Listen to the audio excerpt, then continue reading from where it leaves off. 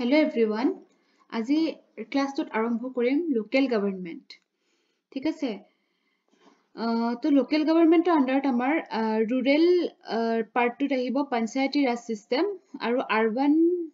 যেটো local body Hetuk আমি কও মিউনিসিপালিটি তো ফাৰ্স্ট আমি পঞ্চায়তী ৰাজ সিস্টেমটো ষ্টাডি কৰিম which comes under part 9 article 243 পৰা article 243O ইয়াতে এখন সাইডত এনসিইআৰটি বুকৰ পৰা পিকচাৰ এখন লগাইছো ইয়াতে চাওক আমি যেহেতু পঞ্চায়তী ৰাজ পঢ়িম এতিয়া এইটোৱে চাই লৈছো সবতকে ওপৰত থাকিব আমাৰ জিলা পঞ্চায়ত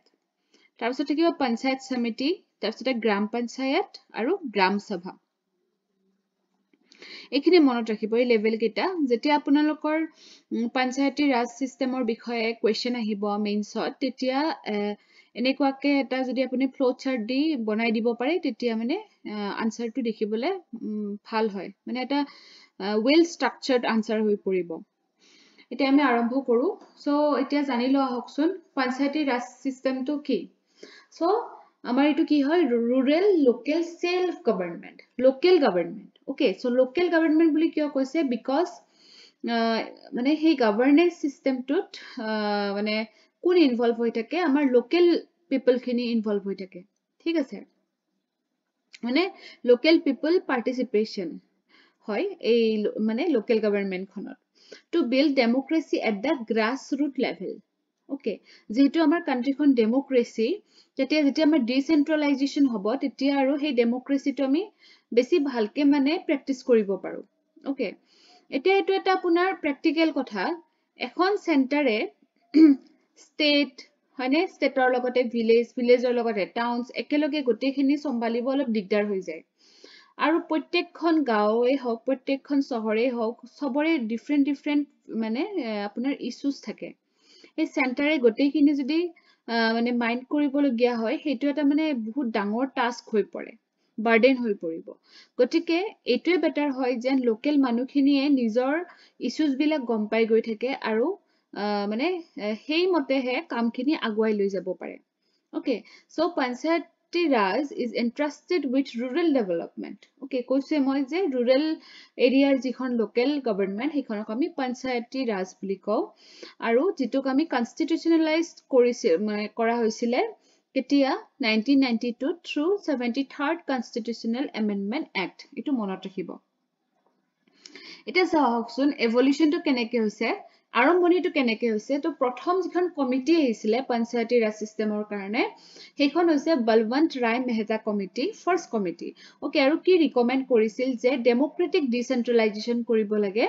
আৰু ইয়াকে আমি পঞ্চায়তী ৰাজ সিস্টেম বুলি জানো আৰু তেখেতৰ কমিটিখনে কি ৰিকমেন্ডেশন কৰিছিলে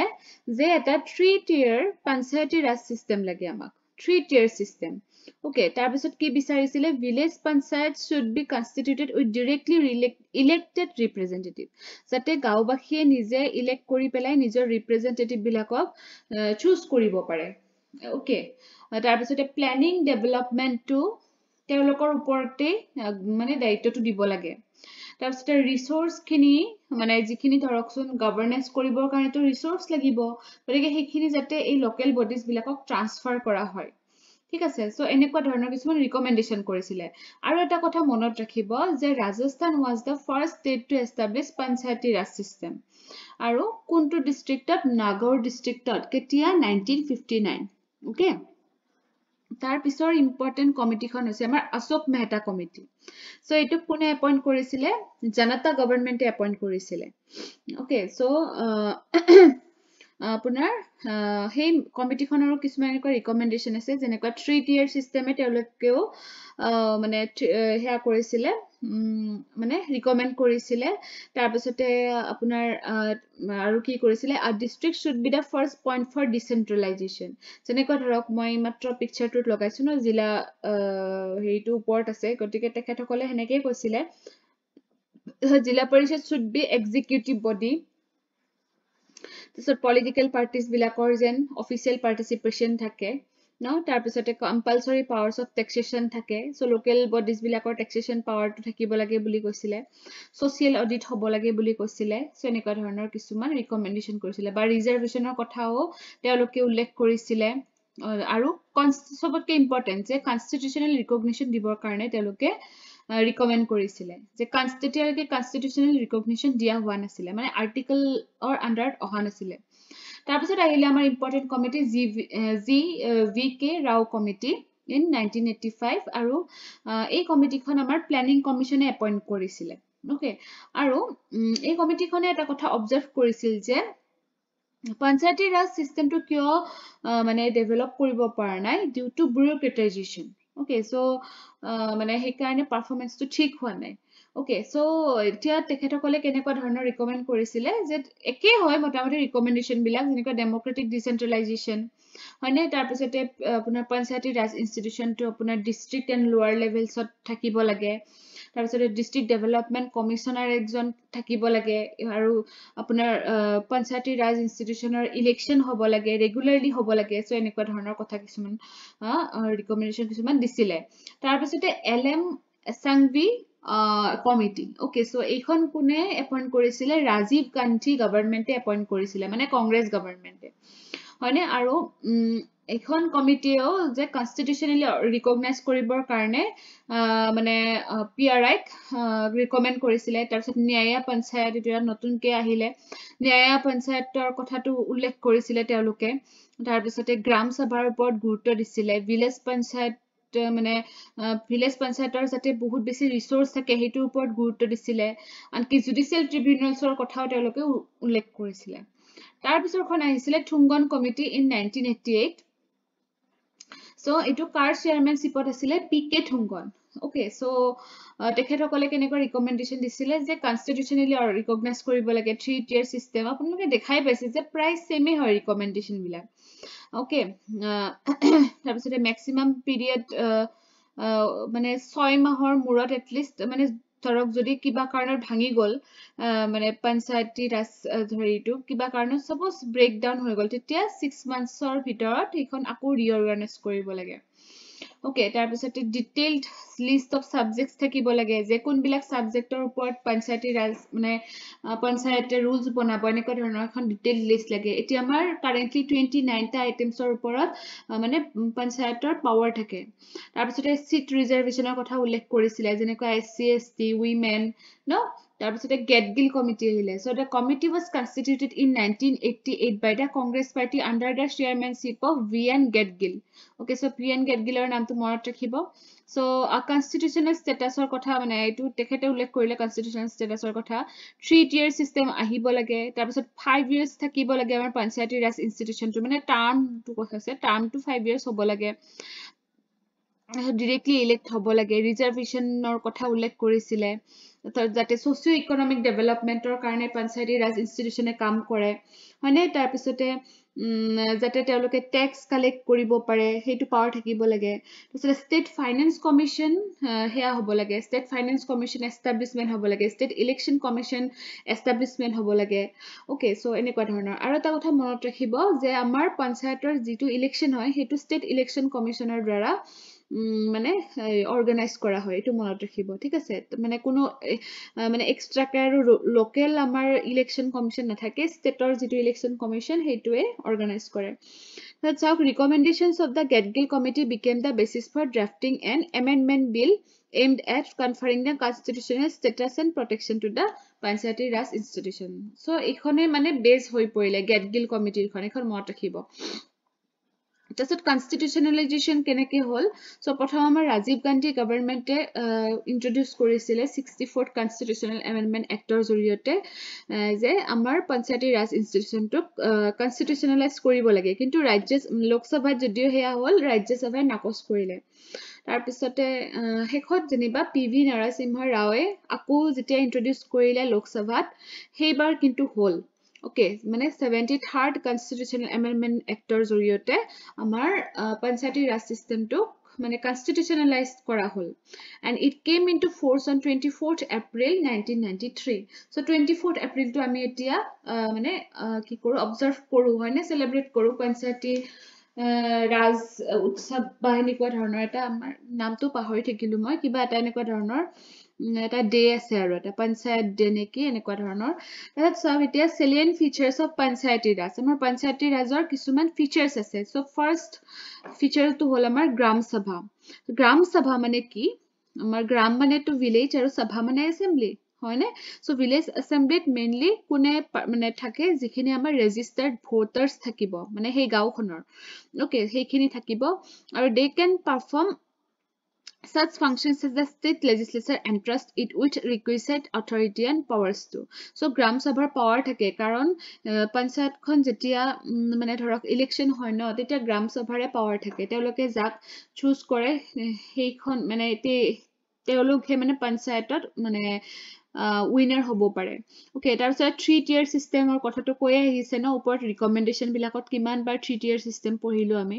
ন তো চাওক আমাৰ যে এটা ভিলেজ লেভেলত এটা ইন্টাৰমিডিয়েট লেভেলত আৰু এটা ডিস্ট্ৰিক্ট লেভেলত মই যে ওপৰত পিকচাৰখন লগাইছো সেই তিনিটাই লেভেল হয় আসলতে আপোনালোকে এবাৰ চাই ল'ব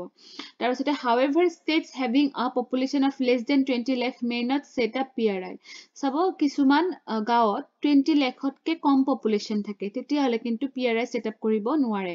তাৰপিছত ইলেকশনটো চাব all the members at the village intermediate and district level shall be elected directly by the people okay so hey মানুহখিনিয়ে মানে hey village মানে যিখিনি মেম্বাৰস যিখিনি 18 years কমপ্লিট হৈছে তেওঁলোকে মানে সেই ইলেকশনত পাৰ্টিসিপেট কৰিব পাৰে the chairperson of the intermediate and district level shall be indirectly elected এটো মনত ৰাখিব যে চেয়াৰপাৰসন সকল ইনডাইৰেক্টলি ইলেক্ট কৰা হয় ওকে কিন্তু মেম্বাৰস সকলক ডাইৰেক্টলি ইলেক্ট কৰা হয় মানে পিপল খিনিয়ে ডাইৰেক্টলি ইলেক্ট কৰে কিন্তু চেয়াৰপাৰসনক ইনডাইৰেক্টলি ইলেক্ট কৰে তাৰপিছত চাওক ৰিজাৰ্ভেশন অফ সিটস এতিয়া শিডিউল কাষ্ট আৰু শিডিউল ট্ৰাইবৰ কাৰণে সিট ৰিজাৰ্ভেশনৰ ব্যৱস্থা আছে okay so the percentage of these seats to the total number of seats in panchayat that will be filled through direct election must be as close to equal as possible okay no less than 1/3 so 1/3 apunar ki hoy women ar karone reservation kora hoy okay that's the duration of panchayat kiman hoy 5 year hoy okay kintu ketiaba dissolve kora hoy aru moi koruna olop agote je 6 months or bhitor kintu ako he kori pelai notun ke election party ako panchayat khon gothon koribo lage that's the state election commission the state election commission shall be in charge of overseeing directing and controlling the creation of electoral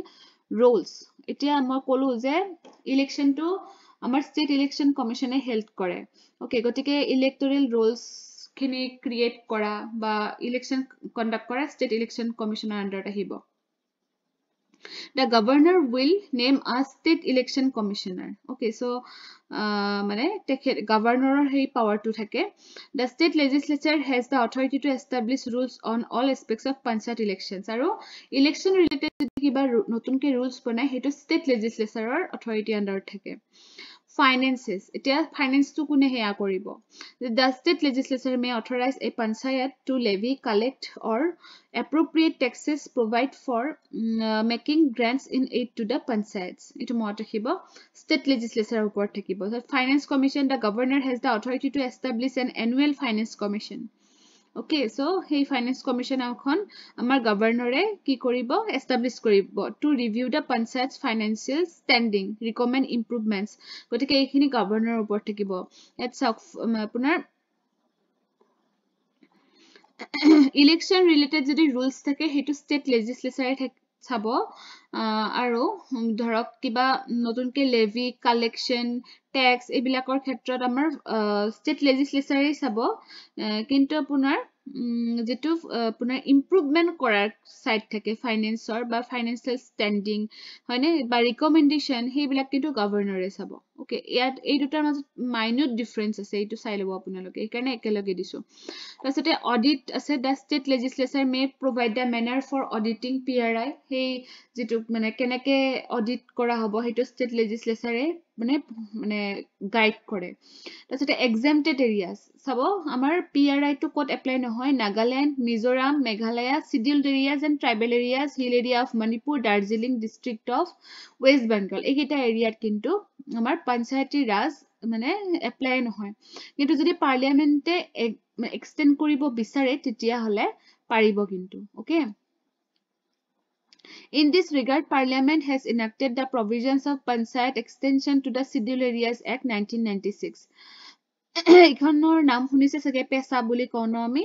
so পেছাৰ বিষয়ে আছে ইয়াৰ পিছত আমি পঢ়ি আছো আৰু 11th শিডিউলৰ ভিতৰত আমাৰ পঞ্চায়তী ৰাজ সিস্টেমটো সোমোৱা হৈছে আৰু মই ক'লো ন 29 টা আইটেমছ আছে ইয়াৰ আন্ডাৰত আৰু এটা এটা নোট হিচাপে দি দিছো মই যেনেকুৱা পঞ্চায়ত ৰাজৰ মানে হেৰি আন্ডাৰত আৰু গ্ৰাম উদয় সে ভাৰত উদয় ভাৰত নেট প্ৰজেক্টছ এইবিলাক আমাৰ পঞ্চায়তী ৰাজ ইনষ্টিটিউচন মানে ডেভেলপ কৰাৰ কাৰণে এনেকুৱা ধৰণৰ স্কিম বিলাক লোৱা হৈছে লগতে আমাৰ 3 এপছ মনত ৰাখিব finance function functionaries okay very much important terms related with panchayati raj system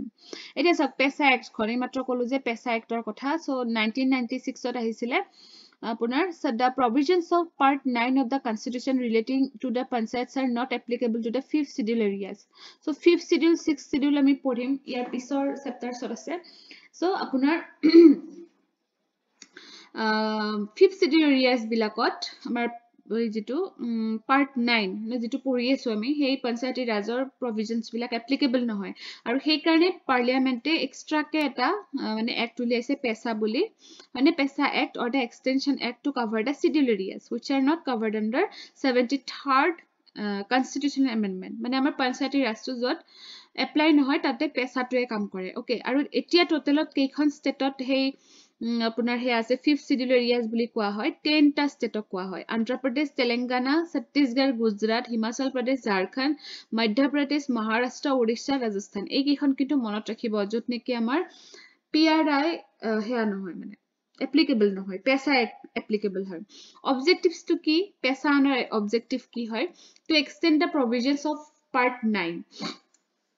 যে পাৰ্ট 9 অৰ প্ৰভিজনছ খিনি যেটা পেছাৰ দ্বাৰা এইবিলাক জাগাত আনিব পৰা যায় তাৰ পিছতে আপোনাৰ ট্ৰাইবেল পপুলেশন খিনিক যেটা সেলফ ৰুল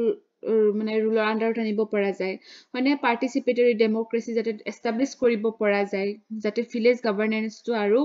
ষ্ট্ৰং হয় ওকে তাৰ পিছতে এডমিনিষ্ট্ৰেটিভ ফ্ৰেমৱৰ্কটো যাতে মানে কনসিস্টেন্টলি ৰাখিব পৰা যায় ট্ৰেডিশনস কাস্টমস এবিলাকক যাতে সেফগাৰ্ড দিব পৰা যায় ট্ৰাইবেল কমিউনিটিজ বিলাকৰ মানে যেটো 5th scheduled area এবিলাক ট্ৰাইবেল কমিউনিটিজ সাথে বহুত থাকে সেই এৰিয়াজ বিলাকত গতিকে তেওঁলোকৰ ট্ৰেডিশনস কাস্টমস বিলাক কনজাৰ্ভ কৰি ৰখাটো খুব ইম্পৰ্টেন্ট হয় তাৰ পিছতে পঞ্চায়তক এম্পাৱাৰ কৰিব লাগে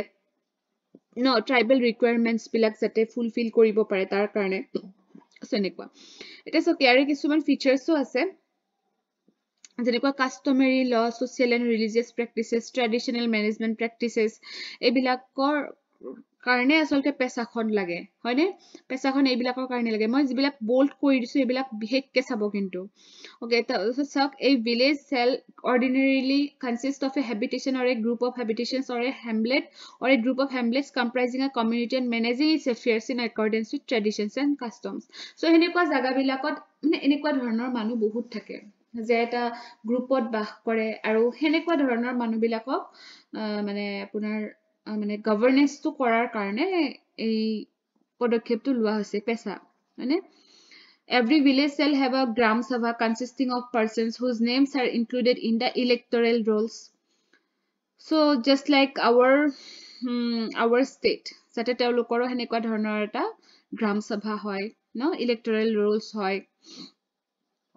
সেনেকুৱা ধৰণৰ বিলাক হৈছে ফিচাৰ্স বিলাক চাই লব আপোনালোকে তাৰ পিছতে certification of utilizations of funds যিখিনি funds দিব যাতে proper utilization হয় reservation যাতে হয় হয়নে তাতেও reservation লাগিব কাৰণ তাতেও তো এনেকুৱা backward মানুহ থাকিব তেওঁলোককো আগুৱাই আনিব লাগে the state government may nominate such scheduled tribes which have no representation in the panchayat গতিকে প্ৰয়োজন আছে প্ৰয়োজন নথকা নহয় planning and management of minor water bodies বা nature environment related আপোনাৰ কাম বিলাক কৰাৰ কাৰণেও পঞ্চায়তৰ বহুতখিনি ইম্পৰ্টেন্ট ৰোল থাকেটো গতিকে সেইখিনিও কৰিব লাগে the prior recommendation of gram sabha or the panchayat at the appropriate level shall be mandatory for grant of concession so ekita sabo তাহত চাওক reasons for ineffective performance এতিয়া চাওক আমাৰ পঞ্চায়তী ৰাজ সিস্টেমৰ এটো এটা কোৱেশ্চন হয় আমাৰ মেইনছত অহা কোৱেশ্চন এটা হয় কিন্তু যে কিহৰ কাৰণে ইফেক্টিভলি পাৰফৰ্ম কৰিব পৰা নাই আমাৰ Panchayati Raj সিস্টেমটোৱে lack of adequate devolution যে আমাৰ 3Fs functions funds and functionaries so সেইখিনি properly হোৱা নাই মানে adequately হোৱা নাই যে আমাৰ PRI কিহৰ অভাৱ হৈ আছে ফাণ্ডৰ অভাৱ হৈ আছে ওকে তাৰছত চাওক excessive control by bureaucracy মানে বহুতখিনি মানে কন্ট্ৰোল কৰি থাকে গতিকে তেওঁলোকে ইন্ডিপেন্ডেন্টলি কামখিনি কৰিব নোৱাৰে ঠিক আছে মানে সৰু সৰু কামৰ কাৰণে ব্লক অফিচত দৌৰিব লাগে টেকনিক্যাল এপ্ৰুভেলৰ কাৰণে ব্লক অফিচত দৌৰিব লাগে এইবিলাকৰ কাৰণে কামবিলাক পিছুৱাই যায় তাৰছত চাওক টাইড নেচাৰ অফ ফাণ্ডছ যে the activities stated under a certain scheme are not always appropriate for all parts of the district resulting in unsuitable activities okay তাৰছত চাব overwhelming dependency on government funding যে government funding ৰ ওপৰত বহুতখিনি নিৰ্ভৰ কৰি থাকিব লাগে নিজৰ মানে নিজৰ সাইডৰ পৰা হেনেকুৱা মানে ফান্ডিং টো ইমান জমা নহয়গে reluctance to use fiscal powers an important power devolved to gram panchayat is the right to levy tax on property business markets fairs and also for services provided like street lighting or public toilets etc কিন্তু বহুত কম panchayatot he fiscal power to amar মানে panchayatot মানে আপোনাৰ practice কৰা হয় বহুত কম পঞ্চায়তত তাৰপিছত আছে স্ট্যাটাস অফ দা গ্ৰাম সভা ওকে যে বহুত কেইটা ষ্টেটতে এনেকুৱা হৈ যায় আপোনাৰ মানে গ্ৰাম সভাৰ কিমান পাৱাৰ থাকে হেতু আমি ভালকে গম নাপাও কাৰণ ভালকে কৈ দিয়া হোৱা নাই মানে হেতু কাৰণেও প্ৰবলেম হৈ যায় পুৱাৰ ইনফ্ৰাষ্ট্ৰাকচাৰটো ভাল নহয় ইভেন্টটো আমাৰ অসমতো এনেকুৱা ধৰণৰ কথা হৈ গৈছে যে পঞ্চায়তৰ অফিচটোৰ ইনফ্ৰাষ্ট্ৰাকচাৰটোৱে ভাল নহয় মানে এটা বহিবলে জাগাই নাথাকে বিল্ডিংছ বিলাক ঠিক নহয় গতিকে এনেকুৱা ধৰণৰ এটা লিখা আছে চাওক around 25% of the gram panchayats don't have basic office buildings মানে পঞ্চায়ত এটা হ'ব লাগিলে ধুনিয়াকে এখন ডাঙৰ মিটিং হ'ব পৰা হ'ব লাগে আসলতে গতিকে বহুত গাঁও এনেকুৱা আছে যত নেকি এনেকুৱা ইনফ্ৰাষ্ট্ৰাকচাৰ হোৱাই নাই এতিয়ালৈকে গতিকে হেতুৱে কথা যে আগুৱাবলৈ আমি বহুত বাকি আছে হয়নে যেহেতু আমাৰ ইণ্ডিয়াৰ ম্যাক্সিমাম এৰিয়া আমাৰ ভিলেজ এৰিয়া হয় গাঁও এৰিয়া হয় গতিকে